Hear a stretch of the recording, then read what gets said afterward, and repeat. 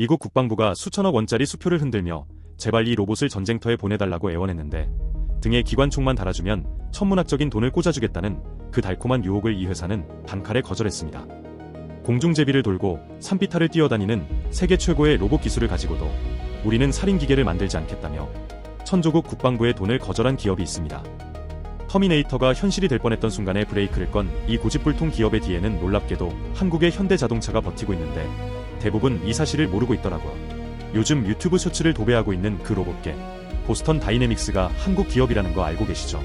많은 분들이 아직도 이걸 미군이 쓰는 살상용 로봇이라고 생각해서 어차피 우리랑은 상관없는 먼 나라 얘기네 하고 넘기시는데 천만의 말씀입니다. 이 로봇들은 지금 군복 대신 작업복을 입고 우리 삼깁숙이 들어올 준비를 마쳤고 그 컨트롤 타워가 바로 서울 양재동에 있거든요. 전쟁터의 살인 병기가 될 뻔했던 녀석들이 어떻게 우리 곁에 든든한 일꾼으로 남게 되었는지, 그리고 현대차는 왜 이 적자투성이 로봇 회사에 1조 원을 태웠는지 그 숨막히는 선택의 순간들을 지금부터 낱낱이 파헤쳐 보겠습니다. 본격적인 이야기에 앞서 좋아요와 구독 부탁드립니다. 이야기는 2005년 MIT의 한 허름한 연구실에서 시작됩니다. 당시미 국방부 산하 연구기관인 다르파가 아주 골치 아픈 과제를 하나 던졌거든요. 산이든 진흙탕이든 절대 넘어지지 않고 짐을 나를 수 있는 강철 노새를 만들어 보라는 거였죠. 그렇게 탄생한 게 바로 전설의 로봇 빅독인데 100kg이 넘는 거구가 자기 몸집보다 더 큰 짐을 지고 가파른 산길을 성큼성큼 올라가는 모습은 그야말로 충격 그 자체였습니다. 심지어 연구원이 옆에서 발로 뻥 차도 오뚜기처럼 중심을 잡고 일어서는 장면은 전 세계를 경악하게 만들었는데 사람들은 열광했지만 동시에 공포에 떨었죠. 문제는 이 혁신적인 기술을 바라보는 세상의 시선이 묘하게 비틀리기 시작했다는 겁니다. 대중들은 빅독의 움직임에서 SF 영화 속 살인 로봇을 떠올렸거든요. 군인들 틈에 섞여 훈련하는 로봇 영상을 보며 저기에 총만 달면 끝장나겠네라는 상상을 하기 시작했고, 보스턴 다이내믹스는 순식간에 죽음의 로봇을 만드는 회사라는 무시무시한 꼬리표를 달게 되었습니다. 하지만 정작 개발자들의 머릿속에는 살상이라는 단어가 1도 없었는데 그들은 단지 동물의 움직임을 기계로 완벽하게 흉내내는 생체 모방공학의 끝을 보고 싶었을 뿐이었거든요. 총 쏘는 기계가 아니라 걷는 기계를 원했던 거죠. 그런데 2013년 미 해병대와 함께한 실전 테스트에서 예상치 못한 치명적인 결함이 발견됐는데 바로 엔진 소음이었습니다. 가솔린 엔진이 뿜어내는 굉음은 마치 잔디 깎는 기계 수십 대를 동시에 돌리는 것 같아서 은밀하게 적진에 침투해야 하는 작전에서는 다 여기 있어요라고 광고하는 꼴이었거든요. 결국 빅독 프로젝트는 너무 시끄러워서 작전 불가라는 굴욕적인 성적표를 받고 폐기되었지만 아이러니컬하게도 이 실패가 보스턴 다이내믹스라는 이름을 전 세계에 확실하게 각인시키는 계기가 되었습니다. 대중의 뇌리에는 이미 미군이 탐내는 로봇 회사라는 이미지가 강렬하게 박혀버렸으니까요. 바로 이 시점에 거대 IT 공룡이 움직이기 시작했는데 2013년 12월 구글이 보스턴 다이내믹스를 전격 인수하면서 세상을 깜짝 놀라게 만들었습니다. 정확한 인수 금액은 공개되지 않았지만 업계에서는 대략 5억 달러, 우리 돈으로 6천억 원에서 7천억 원 사이로 추정했죠. 당시 구글은 로봇 회사를 무려 8개나 연달아 쓸어 담으며 우리가 로봇 시대를 열겠다는 야심을 불태웠거든요. 검색 엔진의 제왕이 갑자기 로봇에 꽂힌 이유는 자율주행차, 드론 배송, 스마트 물류까지 미래 먹거리를 한 방에 잡겠다는 거대한 그림 때문이었습니다. 하지만 구글과 보스턴 다이내믹스의 동거는 생각보다 삐걱거렸는데 실리콘밸리 특유의 빨리빨리 돈 되는 거 내놔 문화와 묵묵히 연구에만 몰두하던 공학자들의 DNA가 물과 기름처럼 섞이지 않았거든요. 구글 경영진은 언제 상용화할 거냐, 수익 모델이 뭐냐고 닥달했지만 보스턴 다이내믹스 연구원들은 로봇이 제대로 걷게 만드는 게 먼저다라며 맞섰습니다. 설상가상으로 구글 내부에서 로봇 사업부 전체를 정리하자는 목소리가 커지면서 인수한 지 3년도 안 돼서 매물로 나오는 황당한 상황이 벌어졌죠. 2017년 6월 일본의 소프트뱅크가 구글로부터 보스턴 다이내믹스를 넘겨받았는데 인수 금액은 이번에도 정확히 공개되지 않았죠. 대략 1억 달러에서 1억 6,500만 달러 사이, 우리 돈으로 1,200억 원에서 2천억 원 정도로 추측할 뿐이었습니다. 구글이 샀을 때 추정가의 3분의 1도 안 되는 헐값이었는데 그만큼 시장에서 이 회사 돈 될까라는 의문이 컸던 거죠. 손정혜 회장은 특유의 배짱으로 로봇이 미래다라며 인수를 밀어붙였지만 소프트뱅크 역시 이 괴짜 집단을 어떻게 활용해야 할지 명확한 답을 찾지 못했습니다. 소프트뱅크 품에서도 보스턴 다이내믹스는 여전히 적자를 면치 못했는데 연구개발비는 천문학적으로 들어가는데 할 물건은 없으니 돈 먹는 하마 신세를 벗어나지 못한 거죠. 그 와중에도 우기와 요청만큼은 철저하게 거부했는데 소프트뱅크가 중간에서 군납 계약 나오면 적자 탈출 쉬울 텐데라고 넌지시 떠봐도 꿈쩍 않았습니다. 이 고집 때문에 투자자들 사이에서는 저 회사 경영진 미쳤다, 기술은 좋은데 장사를 못한다는 볼멘 소리가 끊이지 않았거든요. 시간이 흐르며 미군 내부에서는 배터리 기술 발전과 함께 다시 군침을 흘리기 시작했는데 이번엔 요구사항이 더 구체적이고 살벌해졌습니다. 등에 저격용 소총을 달자 스스로 적을 찾아 사살하는 AI를 넣자는 식의 제안들이 빗발쳤고 실제로 2020년경에는 스파디라는 사족 보행 로봇이 공군 기지 경비에 투입되면서 무기화 논란에 기름을 부었죠. 무장한 군인들 사이를 누비는 노란 로봇계를 보며 사람들은 결국 터미네이터가 오는구나 하며 불안에 떨었지만 정작 보스턴 다이내믹스는 굳게 닫힌 문 뒤에서 단호한 결단을 내리고 있었습니다. 그들의 철학은 심플하지만 강력했는데 우리 로봇은 사람을 돕는 도구지 사람을 해치는 무기가 아니다라는 거였습니다. 이건 그냥 대회 이미지 관리용 멘트가 아니라 회사의 명운을 건 원칙이었는데 실제로 로봇 판매 계약서에 무기 장착 금지 조항을 붉은 글씨로 박아넣고 이를 어기면 즉시 로봇을 회수하고 소프트웨어를 먹통으로 만들겠다는 초강수까지 뒀거든요. 돈 가방을 들고 찾아온 방산 업체들을 문전박대하고 로봇에 무기를 달려는 시도 자체를 원천 봉쇄하는 기술적 잠금 장치까지 개발할 정도로 그들의 의지는 확고했습니다. 이런 고집이 얼마나 대단한 건지는 경쟁사들의 행보를 보면 더 명확해지는데 필라델피아의 고스트 로보틱스 같은 회사들은 정반대로 우리는 살인 기계를 팝니다라고 대놓고 광고하고 다녔거든요. 2021년 무기 박람회에서 로봇 등에 저격 소총을 장착한 모델을 자랑스럽게 전시하며 이게 미래의 전쟁이다라고 떠들 때 보스턴 다이내믹스는 오히려 전 세계 로봇 기업들을 모아 무기와 반대 공동 성명을 발표하며 맞불을 놨습니다. 로봇이 살인 도구가 되는 순간 인류의 미래는 없다는 그들의 외침은 돈보다 윤리를 택한 용기 있는 선언이었죠. 월스트리트의 투자자들은 혀를 찼습니다. 저 바보들이 굴러들어온 돈복을 걷어차네. 미 국방부 예산이면 평생 놀고 먹을 텐데 미쳤다며 비아냥거렸지만 보스턴 다이내믹스의 경영진은 눈 하나 깜짝하지 않았습니다. 그들은 당장의 수익보다 로봇이 인간의 친구로 받아들여지는 세상이 더 가치 있다고 믿었고 로봇이 공포의 대상이 되면 결국 시장 전체가 죽을 거라고 내다봤거든요. 황금알을 낳는 거위에 배를 가른 게 아니라 거위가 괴물이 되는 걸 막고 진짜 황금알을 낳을 때까지 기다리는 쪽을 택한 셈입니다. 그렇게 외로운 길을 걷던 보스턴 다이내믹스에게 2021년 6월 운명 같은 파트너가 나타납니다.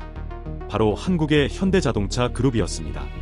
정의선 회장이 무려 8억 8천만 달러, 우리 돈으로 1조 원이 넘는 거금을 들여 소프트뱅크로부터 지분 80%를 인수하며 경영권을 가져왔는데 기업 가치를 11억 달러, 약 1조 2천억 원으로 평가한 거였죠. 소프트뱅크가 4년 전에 샀을 때보다 5배에서 6배나 뛴 가격이었는데 현대차는 그만한 가치가 있다며 과감하게 베팅했습니다. 업계에서는 자동차가 로봇을 왜 사냐며 위화했지만 현대차가 그린 큰 그림은 전쟁터가 아니라 우리의 일상이었거든요. 공장에서 무거운 부품을 나르고 재난 현장에서 사람을 구하고 노약자를 돕는 서비스 로봇의 세상을 꿈꿨던 건데 이는 보스턴 다이내믹스가 지켜온 비무기와 철학이랑 퍼즐 조각처럼 딱 맞아떨어지는 비전이었습니다. 구글에서 소프트뱅크로, 소프트뱅크에서 현대차로 주인이 3번이나 바뀌는 동안에도 꺾이지 않았던 무기와 거부 원칙이 드디어 자신을 진심으로 이해해주는 파트너를 만난 셈이죠. 정의선 회장은 인수 직후 로봇은 인류의 삶을 풍요롭게 만드는 데 쓰여야 한다며 보스턴 다이내믹스의 철학을 전폭 지지했습니다. 한국 대기업의 막강한 자본과 제조 노하우가 더해지자 연구실에만 갇혀있던 로봇들이 드디어 작업복을 입고 세상 밖으로 나오기 시작했습니다.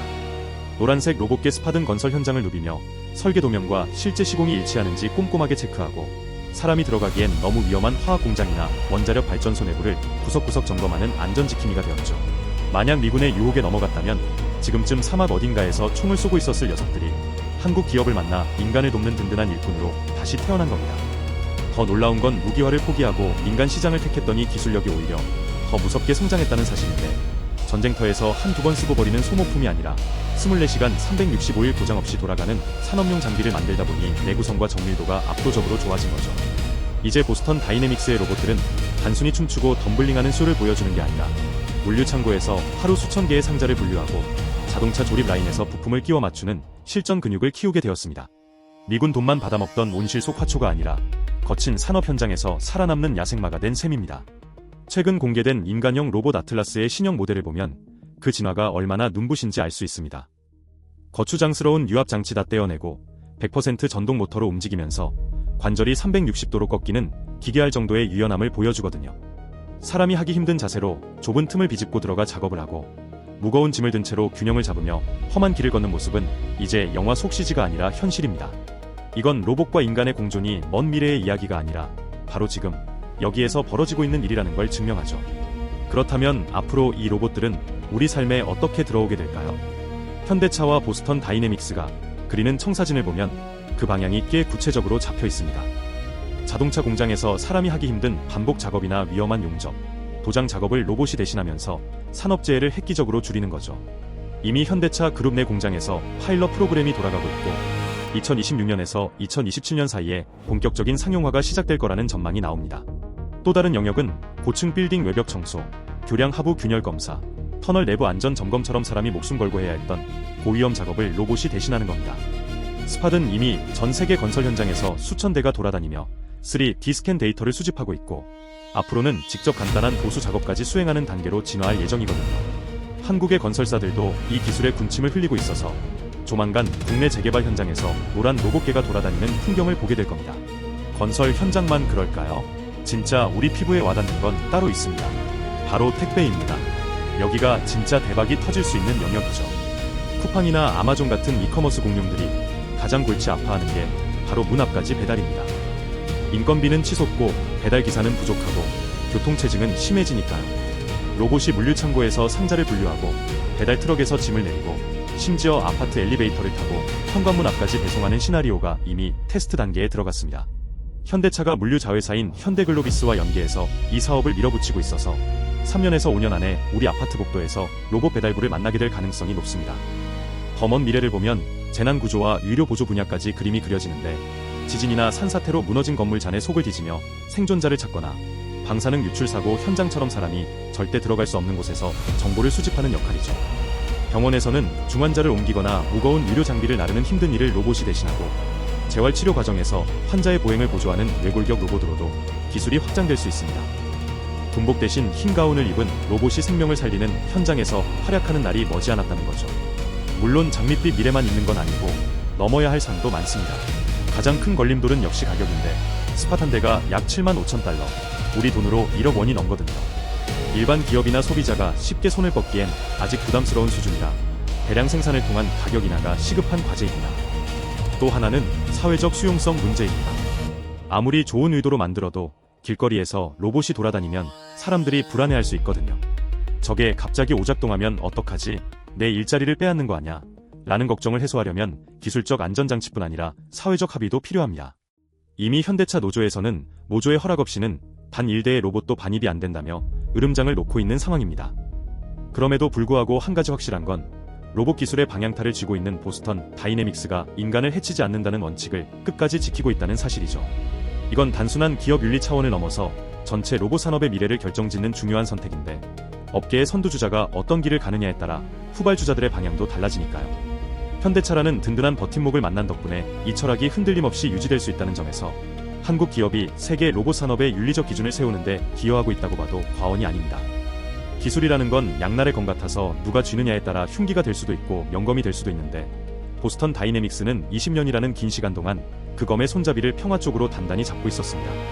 당장 눈앞의 이익을 쫓아 무기 시장에 뛰어들었다면 회사는 금방 성장했겠지만 로봇 기술은 영원히 살상이라는 감옥에 갇혀버렸을지도 모릅니다. 하지만 그들은 험난한 가시밭길을 택했고 그 끝에서 만난 한국 기업과의 시너지를 통해 로봇 산업의 새로운 지평을 열어젖혔습니다. 물론 아직 안심하기엔 이른 게 세계 곳곳에서는 여전히 자율살상 무기 개발 경쟁이 치열하고 드론이 사람을 공격하는 뉴스가 심심찮게 들려오거든요. 하지만 적어도 로봇 업계의 상징과도 같은 보스턴 다이내믹스가 우리는 그 길을 가지 않겠다라고 버티고 있다는 건 후발주자들에게 강력한 메시지를 던지는 등대와 같은 역할을 합니다. 최고의 기술을 가진 쟤네들도 안 하는데 우리가 굳이? 라는 생각을 심어주는 거죠. 그리고 그 등대가 꺼지지 않도록 기름을 붓고 지키는 게 바로 우리 기업 현대차라는 사실이 묘한 자부심을 주지 않습니까? 결국 이 드라마 같은 이야기의 결말은 선택의 중요성을 보여주는데 기술은 가치 중립적이지만 그 기술을 다루는 사람의 철학에 따라 결과는 천지 차이가 난다는 겁니다. 보스턴 다이내믹스와 현대차의 동행은 단순히 기업 간의 M&A를 넘어서 기술이 인류를 위해 어떤 방향으로 나아가야 하는지 보여주는 거대한 실험이자 이정표입니다. 터미네이터의 디스토피아 대신 로봇과 함께 땀 흘리는 유토피아를 꿈꾸는 그들의 도전에 박수를 보낼 수밖에 없는 이유죠. 오늘 우리가 살펴본 이 로봇들의 변신 과정은 기술 만능주의 시대에 우리가 놓치지 말아야 할 가치가 무엇인지 묵직한 질문을 던집니다. 편리함과 효율성도 중요하지만 그보다 앞서야 할 것은 인간에 대한 존중과 생명에 대한 예의가 아닐까요? 총을 든 로봇개가 아니라 짐을 든 로봇개가 우리 곁을 지키는 세상. 그 당연하지만 어려운 꿈을 현실로 만들어가는 사람들의 노력이 헛되지 않기를 바랍니다. 미래 로봇 산업에 대한 여러분의 의견을 댓글로 남겨주세요. 다음 영상을 만드는데 참조하겠습니다.